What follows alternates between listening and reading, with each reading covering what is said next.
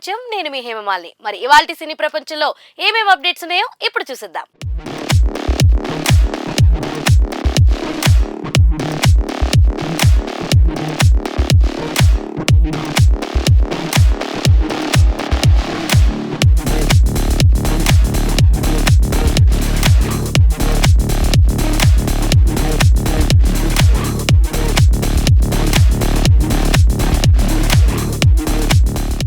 ముందుగా మొదటిది, రామ్ చరణ్ కోసం స్క్రిప్ట్ రెడీగా ఉందన్న కృష్ణవంశీ. ఫ్యాన్స్ లో భిన్న అభిప్రాయాలు. ఇంతకీ ఏంటా స్క్రిప్టో ఇప్పుడు తెలుసుకుందాం. కృష్ణవంశీ మహేష్ బాబు కాంబోలో వచ్చిన మురారి మూవీని ఆగస్టు 9న అంటే మహేష్ బాబు బర్త్డే సందర్భంగా రిలీజ్ చేసేందుకు ప్లాన్ చేస్తున్నారట. ఈ మేరకు మురారి సాంగ్స్ క్లిప్స్ సోషల్ మీడియాలో వైరల్ అవుతున్నాయి. మహేష్ బాబు బర్త్డే సందర్భంగా అతిథి, దూకుడు, మురారి ఇలా చాలా సినిమాలను రిలీజ్ చేయడానికి ప్లాన్ చేశారు. ఇందులో నుంచి చివరిగా మురారిని రిలీజ్ చేయాలని ఫిక్స్ అయినట్లుగా కనిపిస్తుంది. అయితే ఈ క్రమంలో మురారి దర్శకుడు కృష్ణవంశీ రంగంలోకి దిగాడు. మహేష్ బాబు అభిమానులు అడిగే ప్రశ్నలకు సమాధానమిస్తూ వచ్చాడు. అందులో భాగంగా ఓ నెటిజన్ రామ్ చరణ్ మూవీ గురించి అడిగాడు. రామ్ చరణ్ కు ఓ సినిమాకి బాకీ ఉన్నాను, మంచి మెమరబుల్ సినిమా ఇవ్వాలని అన్నారు, గుర్తుందా అని ఓ నెటిజన్ గుర్తు చేశారు. దానికి కృష్ణవంశీ చక్కని సమాధానం ఇచ్చారు.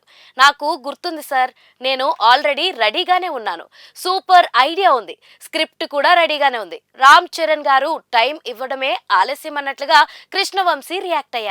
మరి చరణ్ ఉన్న బిజీలో చేస్తున్న పాన్ ఇండియా ప్రాజెక్టుల మధ్యలో కృష్ణవంశీకి టైం ఇస్తాడో లేదో పక్కన పెడితే అభిమానులు మాత్రం రకరకాలుగా స్పందిస్తున్నారు. వద్దు సార్ అంటూ కొందరు దండం పెడుతుంటే, సినిమా పోయినా పర్లేదన్నా మరోసారి కృష్ణవంశీకి ఛాన్స్ ఇవ్వంటూ ఇంకొందరు అభిమానులు కమెంట్లు చేస్తున్నారు. ఇలా కృష్ణవంశీ అయితే తన ఫాలోవర్లతో ముచ్చట్లు బాగానే పెడుతున్నాడు. ఈ క్రమంలో ఓ నెటిజన్ ఆయన వయసు గురించి గుర్తు చేశాడు. ఇంకొన్ని రోజుల్లో 62 పడతాయి కదా, ఏమైనా బాధగా ఉందా అని అన్నాడు. దానికి కృష్ణవంశీ అదిరిపోయేలా రిప్లై ఇచ్చాడు. నేను ఏజ్ గురించి ఎప్పుడూ బాధపడను, నేను నెక్స్ట్ చేసేది యూత్ఫుల్ ప్రాజెక్ట్, మీరు నాతో పోటీ పడలేరు, నేను చేసేవన్నీ చెబితే హార్ట్ అటాక్ వస్తుందంటూ పంచ్ వేశాడు. ఇక రామ్ చరణ్ తో తీసిన గోవిందుడు అందరూ ఆడలే సినిమా కమర్షియల్ గా అంత సక్సెస్ కాలేదు, కానీ మ్యూజికల్ హిట్ గా నిలిచింది. ఆ మూవీ పాటలు ఇప్పటికీ ట్రెండ్ అవుతూనే ఉంటాయి. రామ్ చరణ్ కు విజయాన్ని అయితే ఇవ్వలేదు, కానీ కొత్త మేక్ ఓవర్ లో చూపించేందుకు కృష్ణవంశీ ప్రయత్నం చేశాడు.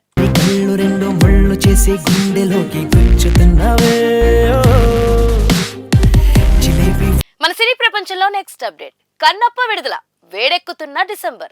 ఇంతకీ ఏంటో అప్డేట్ ఇప్పుడు తెలుసుకుందాం. మంచు విష్ణు కెరియర్ లోనే కాకుండా మోహన్ బాబు ఫ్యామిలీ బ్యానర్ లోనే అత్యంత భారీ బడ్జెట్ తో రూపొందుతున్న కన్నప్ప డిసెంబర్ లో విడుదలవుతుందని తన ట్విట్టర్ హ్యాండిల్ ద్వారా హీరోనే స్వయంగా ప్రకటించడం ఒక్కసారిగా హాట్ టాపిక్ గా మారింది. ఎందుకంటే ఆ నెల 6న పుష్ప 2 ది రూల్ ఉంది. దీని గురించి రకరకాల వార్తలు మీడియా వర్గాల్లో చక్కర్లు కొడుతున్నాయి. ఈ నేపథ్యంలో మళ్ళీ వాయిదా ఉంటుందేమోననే టెన్షన్ అభిమానుల్లో నెలకొంది. సరిగ్గా ఈ సమయంలో కన్నప్ప డిసెంబర్ లో వస్తున్నాడని చెప్పడం సర్వత్రా ఆసక్తికి రేపుతుంది. అయితే తేదీని చెప్పకపోవడం గమనార్హం. ఒకవేళ పుష్ప 2 ది రూల్ వచ్చినా కన్నప్పకి సలార్ తరహాలో డిసెంబర్ 3వ వారంలో రిలీజ్ చేయడం ద్వారా ప్రయోజనం ఉండవచ్చని విష్ణు ప్లాన్ చేసుకుని ఉండొచ్చు. అదే టైంలో చేతు తండేల్, నితిన్ రాబిన్ హుడ్ ఉన్నాయి, కానీ మారిన పరిస్థితుల దృష్ట్యా అవి నిర్ణయాలు మార్చుకునే అవకాశాలు లేకపోలేదు. భారీ కాస్టింగ్, క్యామియోలతో రూపొందిన కన్నప్పలో మార్కెట్ పరంగా ప్రభాస్ పాత్ర చాలా కీలకం కానుంది. ముఖ్యంగా ఉత్తరాది బిజినెస్ అమాంతం పెంచేలా ఉంటుందని అంచనాలు వేస్తున్నారు. నిడివి ఎక్కువే ఉంటుందనే తరహాలో విష్ణు గతంలోనే చూచాయిగా చెప్పాడు. సో ఇంకా 5 నెలల ముందే డిసెంబర్ రేస్ రసవత్తరంగా మారుతుంది.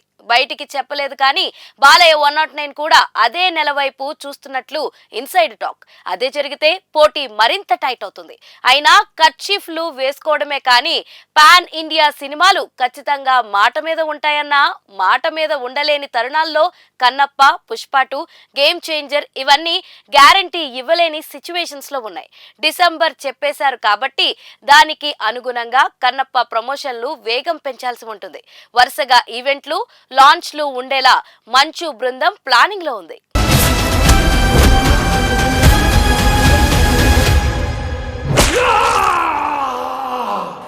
సినీ ప్రపంచంలో నెక్స్ట్ అప్డేట్, గేమ్ చేంజర్ ముందున్న భారతీయుడు 2 ఇచ్చిన మాస్టర్ స్ట్రోక్ నుంచి వెంటనే కోలుకుని గేమ్ చేంజర్ పనులను వేగవంతం చేశారు. రామ్ చరణ్ అవసరం లేని బ్యాలెన్స్ సన్నివేశాలు తాలూకు చిత్రీకరణతో పాటు చెన్నైలో పోస్ట్ ప్రొడక్షన్ స్పీడ్ పెంచారు.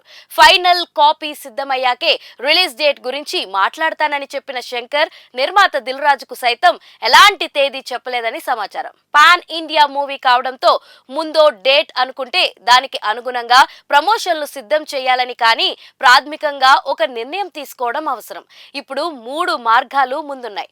అక్టోబర్లో ఛాన్స్ లేదు కాబట్టి చేతిలో ఉన్నది డిసెంబర్ 1. ఒకవేళ బయట ప్రచారం జరుగుతున్నట్లు పుష్ప 2 ది రూల్ కనుక మళ్లీ వాయిదా పడే పక్షంలో గేమ్ చేంజర్ ఆ అవకాశాన్ని వాడుకుని 6వ తారీఖుకి వచ్చేయాలి. బన్నీ కోసం లాక్ చేసుకున్న థియేటర్లన్నీ చరణ్ కు వచ్చేస్తాయి.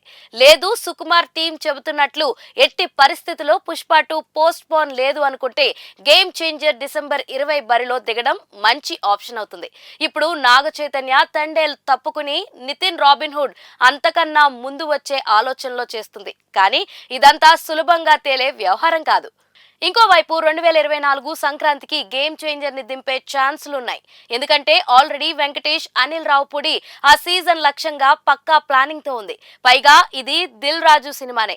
ఇంకోవైపు జనవరి 10 మీద కర్చీఫ్ వేసిన విశ్వాంబరాలో ఎలాంటి జప్యం లేకుండా దర్శకుడు వశిష్ఠ ప్రతిదీ ప్రణాళిక ప్రకారం పూర్తి చేస్తున్నాడు. రవితేజ, భాను కాంబో మూవీని సితారా సంస్థ సంక్రాంతికే అనౌన్స్ చేసింది. సో గేమ్ చేంజర్ వస్తే డిసెంబర్ లో రావాలి, లేదా 3వ మార్గంగా మార్చికి వెళ్ళాలి. రంగస్థలం లాగా వేసవిని వాడుకుని కలెక్షన్లు రాబట్టొచ్చు.